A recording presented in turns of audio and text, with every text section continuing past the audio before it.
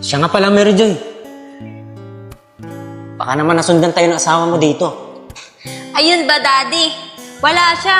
Umalis siya. At magre-renew daw siya ng lisensya. Kaya mamaya pa inuuwi.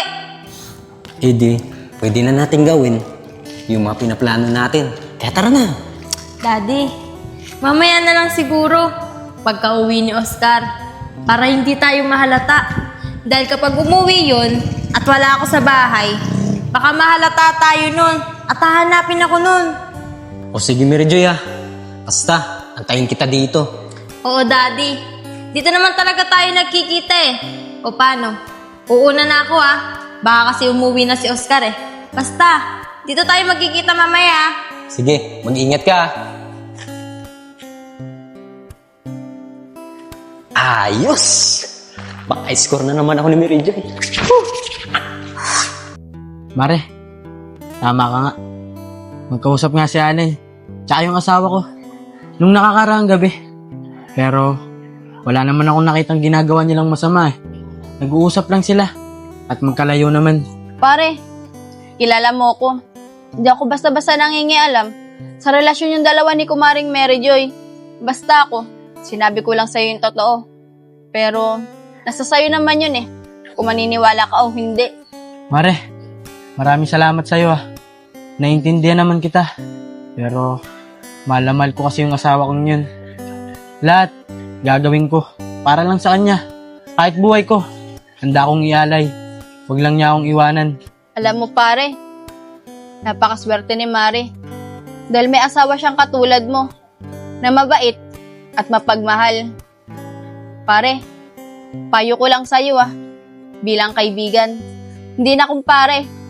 Kapag malalaman mo kung ano yung totoo, lakasan mo yung loob mo. Sige Mare, maraming salamat talaga sa'yo. Alam mo ba, kung ano yung iniisip ko ngayon?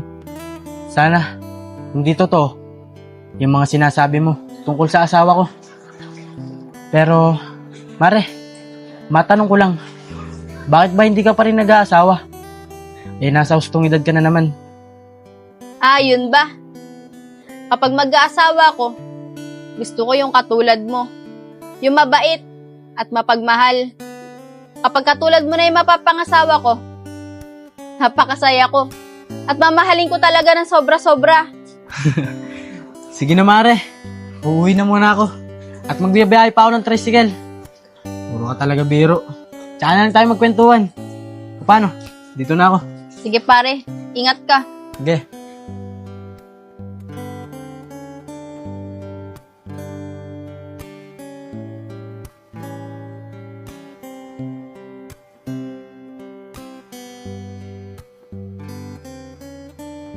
Pare, hindi ako nagbibiro.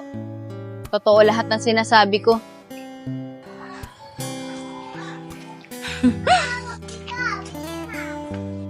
Tao po, Mary Joy. Oh, Daddy, anong ginagawa mo dito? Di ba? Sabi ko naman sa'yo, hintay mo muna yung chat ko bago ka pumunta dito sa bahay. Namimiss kasi kita eh. Hindi na ako mapag-antay na makita ka. Diba yung mga plano natin kagabi, hindi natuloy. Dumating kasi yung asawa mo eh. Kaya nga, Daddy. Pero, huwag ka mag-alala. Mamaya, gagawin ulit natin yun. Pero syempre, bibigyan mo ulit ako ng pera. Kasi yung perang binigay mo sa akin, ubos na nung nakakaraan pa.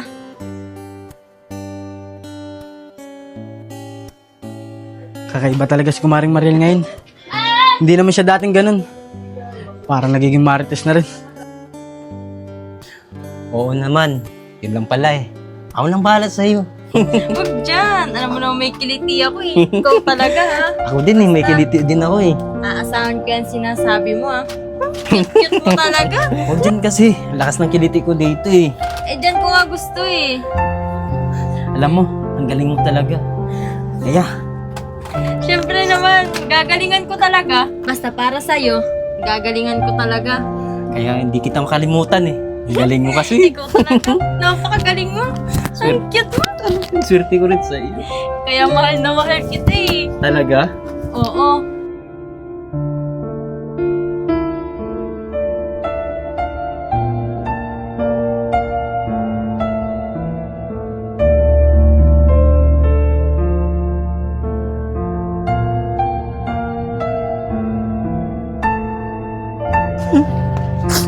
Joy.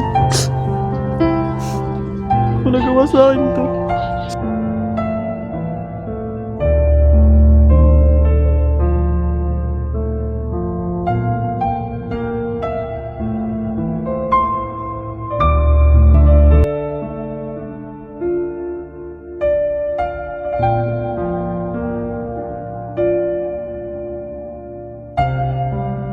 Ang ganda mo talaga. Wag nga dyan, may kiliti nga ako eh. O sige na, alis na ako. Pabiglang dumating yung asawa mo. Basta yung pinag-usapan natin. Siya nga pala. Ito yung pera, oh. 1, 2, 2,000. Basta mamaya, bibigyan ulit kita pagkatapos ng gagawin natin. Oh babe, kanina ka pa ba dyan sa labas? Bago lang ako, babe. Nandito pala si Kuya Allen. Ba't di mo siya pakainin? Nakakaya naman sa kanya. Hindi na, Oscar. Busog pa naman ako. Maraming salamat sa'yo, ah. Tsaka, paalis na din naman ako, eh. Pinag-usapan lang namin ng asawa mo kung nakahanap na siya ng tao para pautangin ko. Oo babe, tama si daddy. Ay Kuya Allen pala. Kaso, wala pa kami nahanap na mapapautang eh. Alam mo naman, di ba, na mahirap magtiwala basta-basta. Lalo na kapag pera ipapautang namin. Di ba nga, Kuya Allen? Ganun ba, babe? May pagkain na ba tayo dyan? Para naman makapagbiyahan ako ng tricycle pagkakain ko. Oo, babe. Tamang-tama. Kakaluto ko lang. Kaya kumain ka na dyan. Sige, babe. Kakain na ako. Tara na, sabay na tayo. Mamaya na ako, babe. Mauna ka na. Ikaw, Kuya Allen, hindi ka ba talaga kakain? Sige lang, okay lang. Busog pa naman ako, eh. Salamat. Sige, dyan muna kayo. Magkwentuhan muna kayo dyan.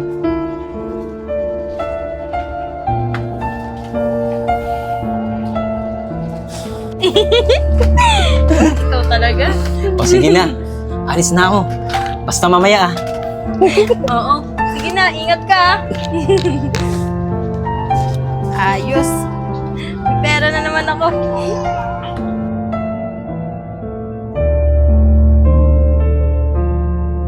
Ayos! Pumapayag na siya makipagkita sa akin. Kaya ko nga ulit siya. Yan! Pumapayag siya. Dala, pare Oscar to. Parang Oscar! Taglit lang. Parada mo muna yung tricycle mo dun, oh. At may sasabihin ako sa'yo. Tara, upo tayo dito. Hey pare, wait lang. Oo. Tayo, pare. O pare, ano naman yung sasabihin mo? Parang Oscar, nakokonsensya na kasi ako, eh. Kaya, sasabihin ko na sa'yo to. Pare, alam ko na yan. Siguro, yayayain mo ako mag-inom ano. At may kontak ang babae. Huwag mo nang ituloy. Alam mo naman, di ba? Mahal na mahal ko yung asawa ko. Pare, hindi rin yun. Pare, alam ko na. Panghiram ka ng pera, no? Sige, saglit lang. May kinita na naman ako dito eh. Kahit konti. Hindi nga, pare. Kung hindi yun, ano yun, pare? Pare, ka mabibigla sa sasabihin ko, ah. Si Kumaring Mary Joy kasi, at si Allen, may relasyon silang dalawa. Pare naman, hindi magandang biro yan. Kilala ko yung kumare mo. Hindi niya magagawa sa akin yun. Pati malaki ang agwat ng edad nila, ni Kuya Allen. Kaya malabong mangyari yun. Pare, totoo lahat ang sinasabi ko sa'yo. Pero patawarin mo ako, ah. Kung nailihim ko sa'yo lahat to. Alam din to ng kumpare nating si Yayag. Yung tungkol sa mga bagay na to. Pwede ba, pare? Tumigil ka na. Lahat ng sinasabi mo ay walang katotohanan. Dahil mas maniniwala pa rin ako sa sasabihin ng asawa ko. At kung pwede lang, pare, huwag ka na magsasalita ng ganun tungkol sa asawa ko. Baka masira lang ang pagiging magkumpare natin. Pare, basta, sinasabi ko na sa'yo. Pero kung hindi ka maniniwala, bahala ka. Basta kapag nalaman mo yung totoo, sinasabi ko sa'yo, huwag mo akong sisihin. Alam din yan ng kumparing Yayag natin. Yung tungkol sa mga bagay na yan. Bahala ka nga, pare. Makaalis na nga. Dahil itong pinag-uusapan natin, walang patutunguhan. Dahil yung mga pinagsasabi mo, walang katotohanan.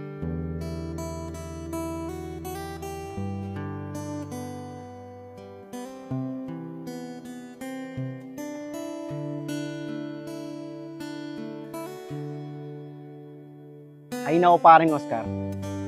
Akala ko ba naman, pag sinabi ko sa'yo yung totoo, magagalit ka. Pero malalaman mo rin naman ang katotohanan eh.